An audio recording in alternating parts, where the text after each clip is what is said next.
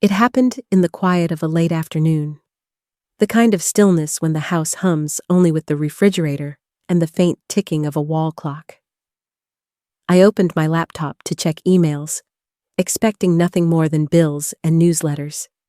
And there it was, my daughter's name glowing on the screen. For a moment, I smiled. Then I read the first line, and everything inside me stilled. She was writing to tell me that I wouldn't be needed at her wedding in Paris, that watching through a live stream would be enough. Enough. I stared at those words as if they might rearrange themselves into something kinder. My breath caught, heavy and shallow, while the cursor blinked at me like a cruel reminder. I told myself not to cry, not to crumble in the middle of my kitchen, where sunlight still fell warmly across the table. The world around me hadn't changed yet in me. Something cracked wide open. I sat there for what felt like hours, though it must have been only minutes, hearing the faint clatter of a neighbor's car door outside, a child's laugh carrying faintly down the street. Life was moving forward for everyone else, and I was frozen in place, clutching an email that quietly exiled me from my own daughter's joy. On the chair beside me lay the quilt I had spent months stitching, every square chosen with care. Soft ivory fabric with tiny rose patterns, edges lined in blue satin because she once said blue was calming. I had imagined wrapping it around her shoulders on the morning of her wedding. A mother's gift that carried warmth when my arms could not reach. Now, under the weight of that message, I folded it back on itself. Slowly, carefully, as though the fabric might tear if I moved too quickly. Each fold felt like pressing down the ache in my chest, tucking it away where no one could see. When the quilt was neat again, resting silently in its box, I placed my hand on top of it and whispered in my mind that maybe it was safer here, waiting. That was the moment I realized something had shifted forever. And though I didn't know it yet, this was only the beginning.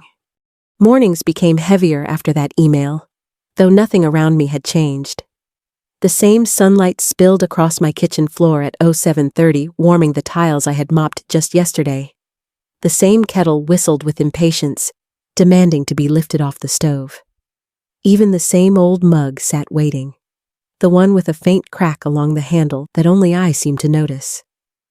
I poured my coffee and sat at the table, listening to the silence that pressed against the walls. My cat, Oliver, leapt onto the chair across from me, curling himself into a neat ball, purring as if the world was perfectly fine. I reached out to stroke his fur and felt an ache spread across my chest. The rhythm of his purr reminded me of Claire when she was little, how she used to hum to herself in the back seat of the car on the way to school. She would hum the same few notes, over and over, until I laughed and begged her to sing the whole song instead. I thought about those mornings her hair tied up in crooked ponytails because I never mastered the art of symmetry. Her sneakers untied as she dashed out the door, shouting that she'd fix them on the bus. She never did. I'd watch from the window, heart swelling, because she was mine, and I was needed for everything then. The lunches, the Band-Aids, the bedtime stories, every small piece of her day ran through me. Now, my days stretched out wide and empty. I watered the plants, wiped down counters that were already clean, folded laundry that hardly seemed worth folding for just one person. I filled the hours with these small tasks, but the truth hummed beneath them. No one was waiting for me anymore. My phone sat face down on the counter, silent. I used to hear from her every evening, even if just a quick check-in. These days could pass with nothing but forwarded newsletters and junk mail. It struck me slowly. Like watching the tide pull back grain by grain, I wasn't her anchor anymore.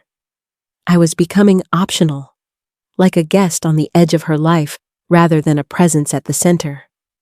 Optional at birthdays, optional in conversations about her future, optional even at her own wedding. That realization sank deeper than the first sting of the email.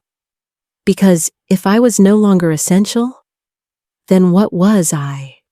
I brushed crumbs from the table and set my mug in the sink, staring at the way sunlight bounced off the faucet. Outside, I heard distant laughter, a family walking by, children chasing one another down the sidewalk. It reminded me of the dinners we used to have, the laughter that once filled this very house when Claire was still mine to guide. And soon, I would be sitting at another dinner table, not in my own home, but surrounded by her fiancé's family. I could already sense it, the polite smiles, the way conversation would flow around me, not to me. That dinner was coming, and deep down, I feared it would confirm everything I already knew, that I had slipped from the heart of her life to the outskirts. The night of the dinner, I pressed a blouse and smoothed it twice before leaving the house, though I knew no one else would notice. The restaurant was already alive with chatter when I arrived, glasses clinking, cutlery tapping against porcelain, bursts of laughter rising and falling. Claire waved me over to the long table where her fiancé's family had already gathered.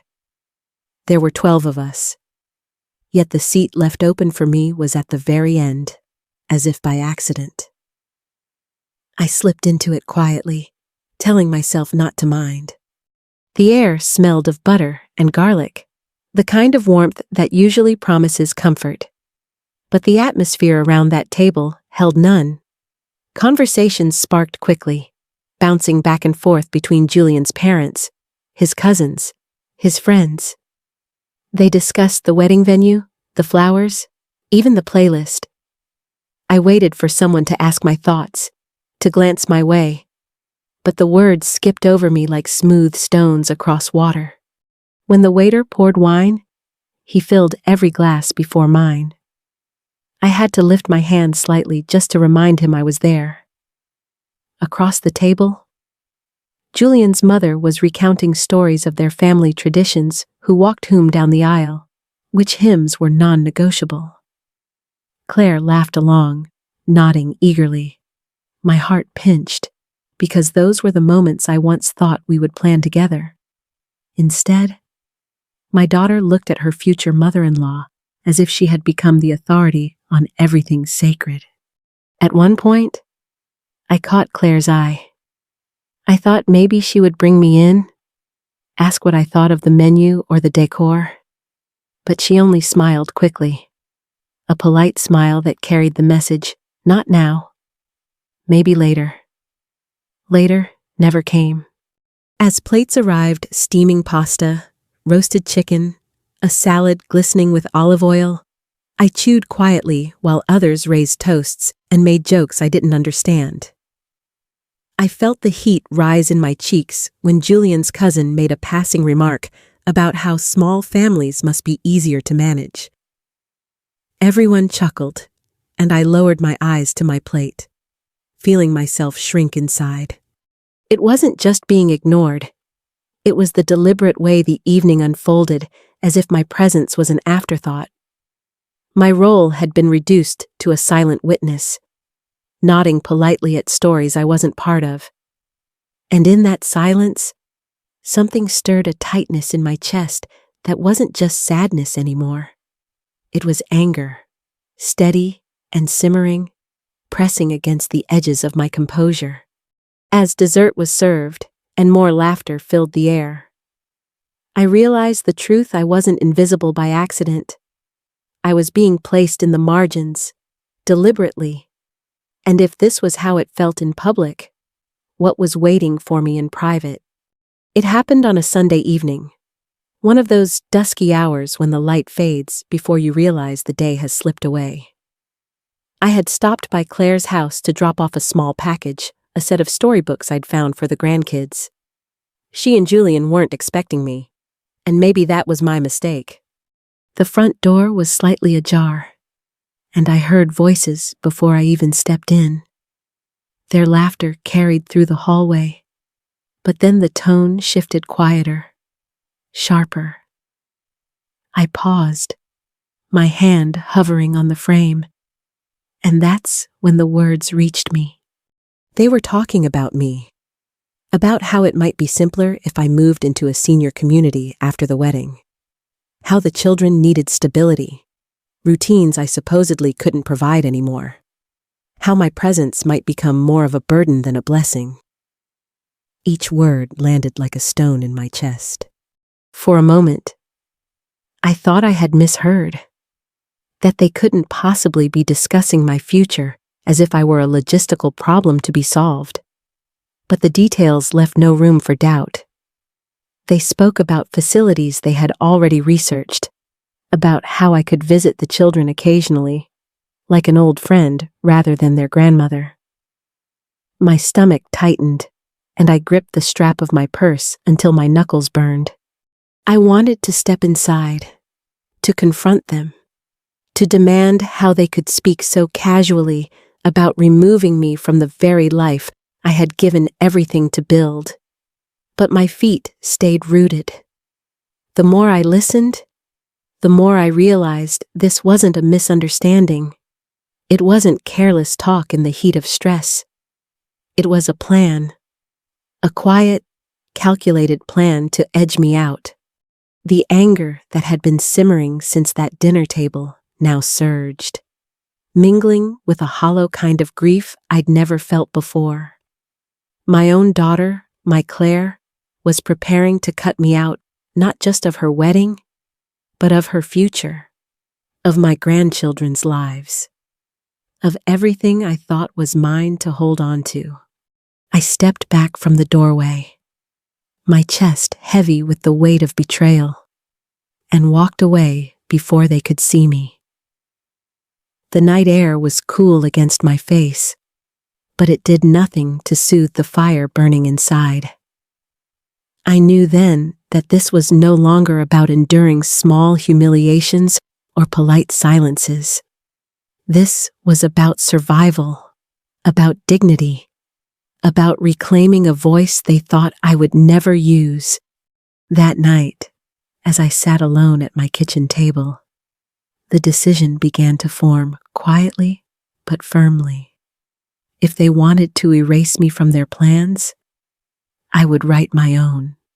That night, after walking away from my daughter's house with their words still echoing in my ears, I sat at my kitchen table long past midnight. The house was quiet, too quiet, and yet my mind buzzed as if every thought was trying to speak at once.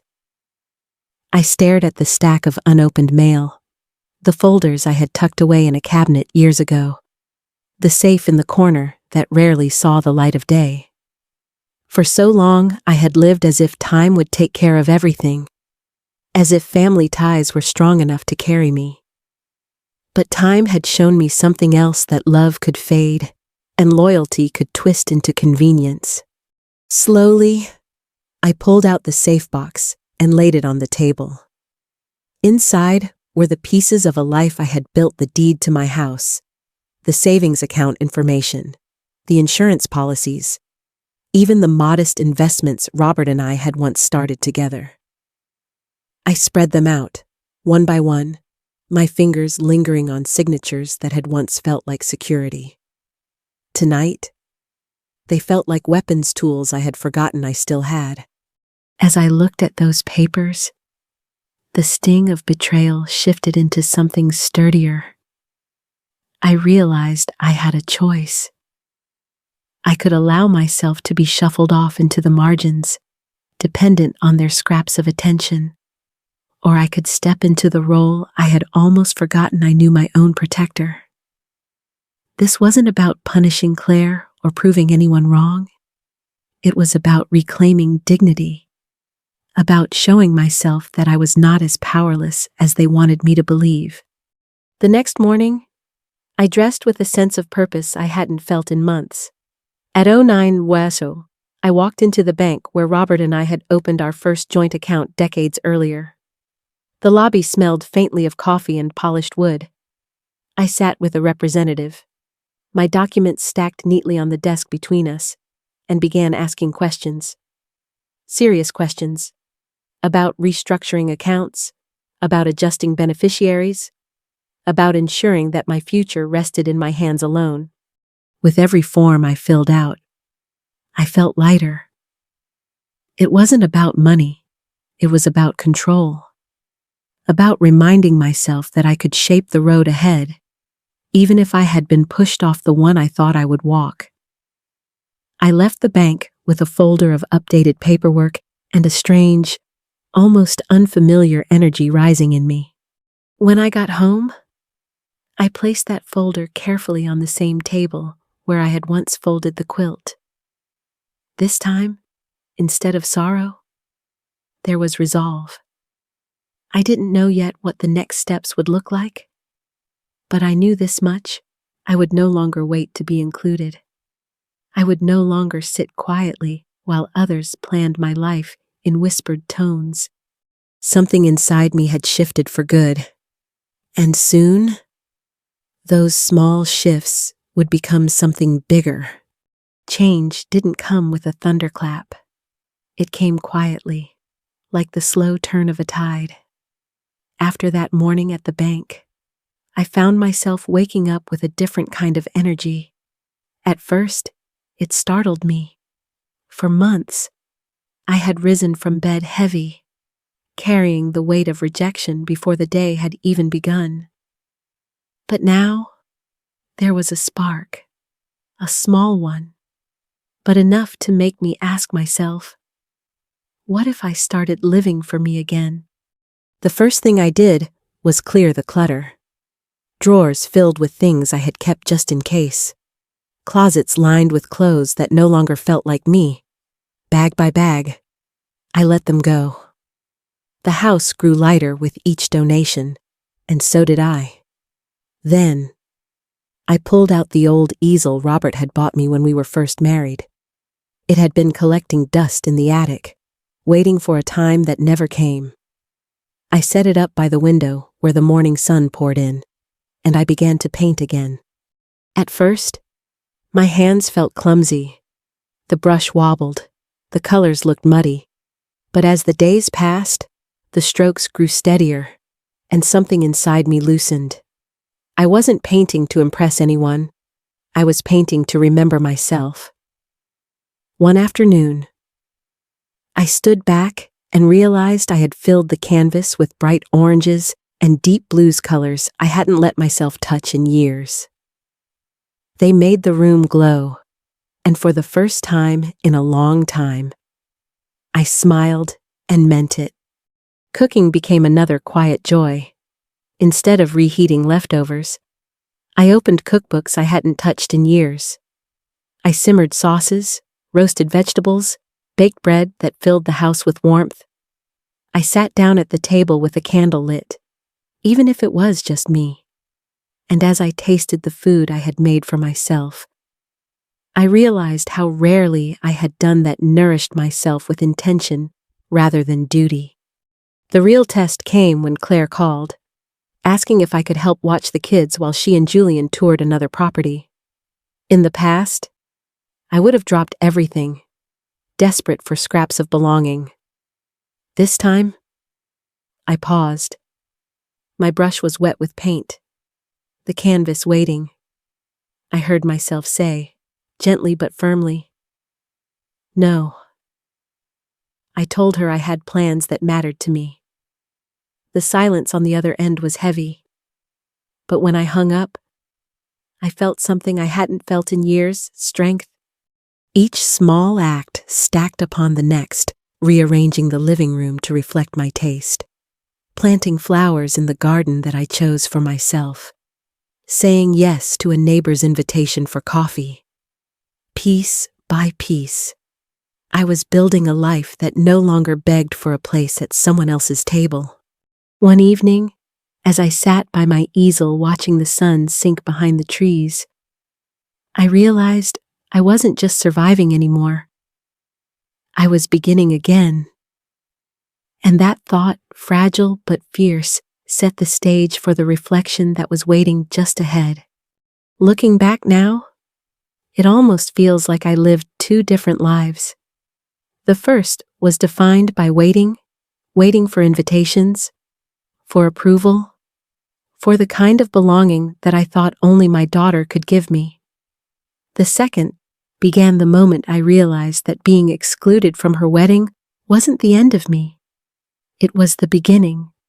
At first, that exclusion felt like death itself. I grieved as if I had lost her entirely, as if the thread that connected us had been cut forever. But with time, I began to see the truth. That thread was never truly cut. It was just no longer strong enough to tie me down. And when it snapped, it left my hands free.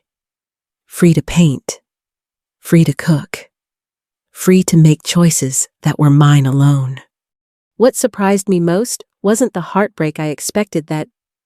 What surprised me was the satisfaction that followed when I started to rebuild. Each small act of independence became a quiet declaration.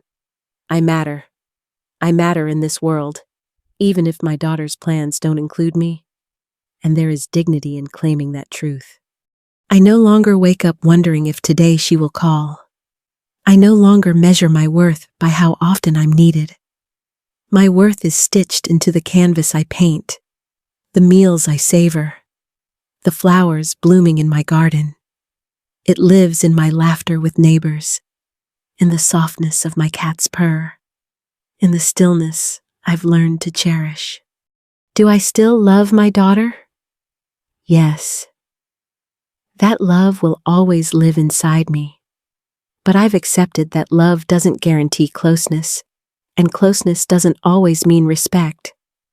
Sometimes, the bravest thing you can do is step back and let the distance teach you who you are without them. Being excluded forced me to look in the mirror and ask a question I had avoided for years. Who am I if I'm not needed? The answer surprised me. I am still Harriet. I am still a woman with stories to tell, talents to explore, and a life to live. And perhaps, for the first time, I am living it on my own terms. If you've ever felt invisible in your own family, if you've ever been pushed to the margins or told silently or loudly that you no longer belong, I want you to hear this. You are not finished. You are not disposable. There is a life waiting for you outside their expectations. A life with joy, with purpose, with freedom. So I share my story with you not just as a confession, but as an invitation. Ask yourself what part of your life is waiting for you to claim it. What colors are sitting in your attic? What passions have you left behind? What choices are you still afraid to make for yourself? If my story speaks to you, I'd love for you to share your own in the comments. Let others know they're not alone.